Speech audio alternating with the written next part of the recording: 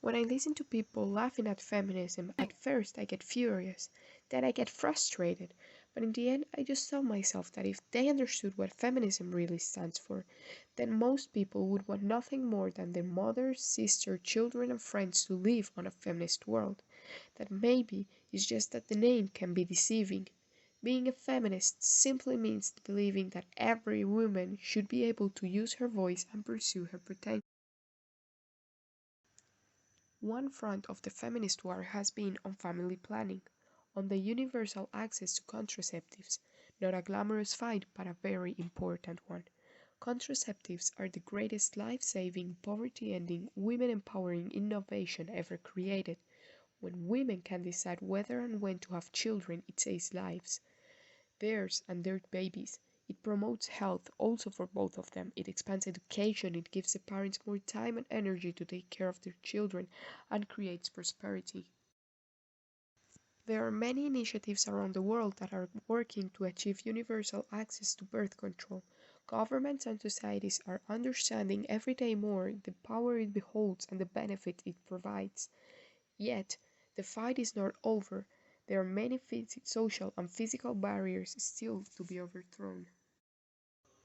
The Bill and Melinda Gates Foundation is one organization that has launched a frontal assault against the non-access to birth control.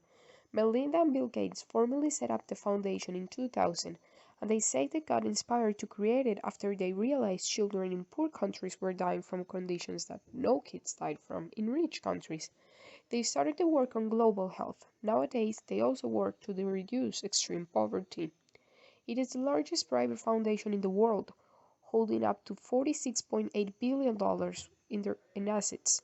They support charitable activities by making grants to different organizations or institutions in 138 countries worldwide. One of the main causes they support is women empowerment. In the matter of contraceptives, they finance a total of 13 different organizations that tackle this issue all around the world. But I'm going to focus on CARE, an international humanitarian agency that works on delivering emergency relief and on long-term international development projects.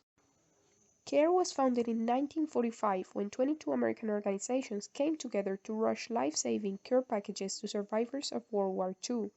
Nowadays, they work in more than 90 countries, reaching over 50 million people.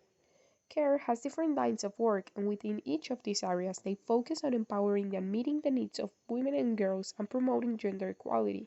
They put them in the center because they know that poverty cannot be overcome until all people have equal rights. Their specific initiative I'm going to talk about is called Imagine, which has the goal to delay the timing of the birth of the first child among married adolescents in Niger and Bangladesh. Delaying can help mitigate the risk associated with adolescent pregnancy, like health problems and the negative impact on girls' opportunities. Imagine tries to carry out activities that inform and equip the girls on an individual level, but also they try to engage families and communities and influence systems to create a good environment for girls to exercise their rights and make decisions about their lives. Basically, when women are denied the right to choose when they want to have children, they are stripped of their fundamental rights. And women's rights are human rights.